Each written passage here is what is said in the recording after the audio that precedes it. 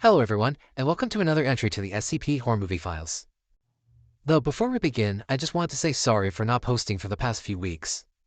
I was busy visiting friends and family for both Christmas and New Year's, so I ended up taking a long vacation. Unfortunately, even after the vacation, I ended up getting sick for an additional week, and though I got better a few days ago, I barely had enough energy to make a single video, hence why it took so long. Again, I deeply apologize for the inconvenience. Though over the break, I did get 2 new subscribers, so shout out to those 2. Especially since one of them is actually my cousin. So here's a specific shout out to you, Efren. Good luck on your new job, you're awesome, but you already knew that. Anyways, today I will be reviewing the often overlooked movie, Pet Sematary. I will be focusing only on the original movie, as well as its sequel, so don't expect any images or added lore from the remake.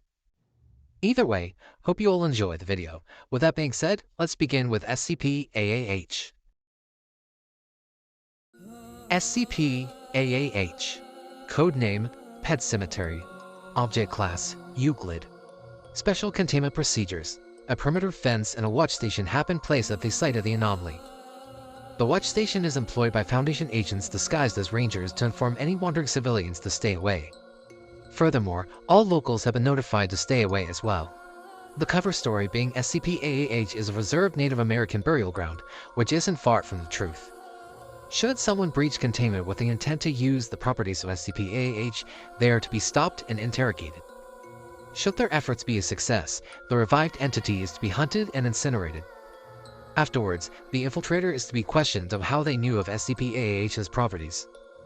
Any and all other parties are to be found and given the proper amnestics, and all recorded information is to be found and destroyed.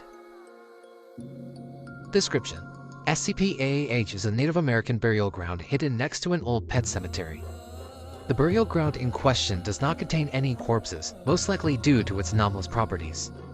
When a corpse is buried in SCP-AAH, the corpse will reanimate after a certain period of time. What causes this to happen is entirely unknown. Testing has shown the resurrection process tends to range between 20 minutes to half a day. Any and all living beings resurrected tend to have warped personalities. For example, a good-willed man will start to act like a delinquent, and a murderer will be inspired to become a doctor. However, this is only temporary, as regardless of personality, all corpses resurrected by SCP-AAH eventually gain murderous tendencies and start to kill those around them for any given reason. As the murders continue, the resurrected, now dubbed SCP-AAH-1, will drag anything they have killed back to SCP-AAH and bury them. It should be noted that any corpses buried by SCP-AAH-1 entities resurrect faster and instantly become more violent towards the living. However, unlike SCP-AAH-1 entities, they are calmer and seemingly friendly in appearance. They seem to prefer to use deceit and more complex tactics to find and kill prey. Because of their more complex behavior, these entities have been dubbed SCP-AAH-2. Any organism buried by SCP-AAH-2 will also become SCP-AAH-2 entities. SCP-AAH-1 and 2 entities have no regenerative properties and are essentially as dead as they were when buried. Because the entities are already dead, they are naturally immune to drug-based, psychological-based, and even mimetic-based attacks.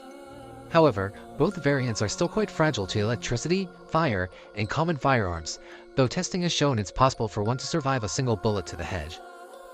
SCP-AAH-1 and 2 entities do have great strength and durability, especially against melee weapons.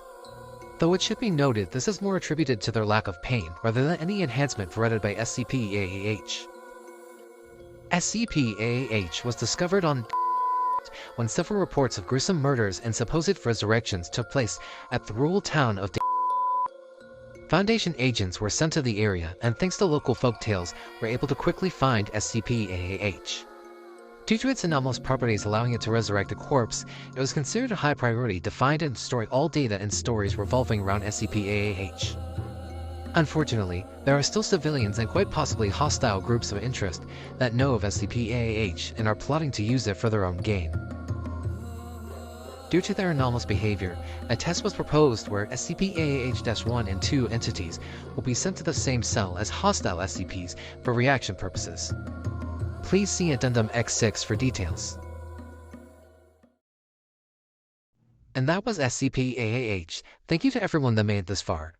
Again, I would like to apologize for the long and unannounced hiatus.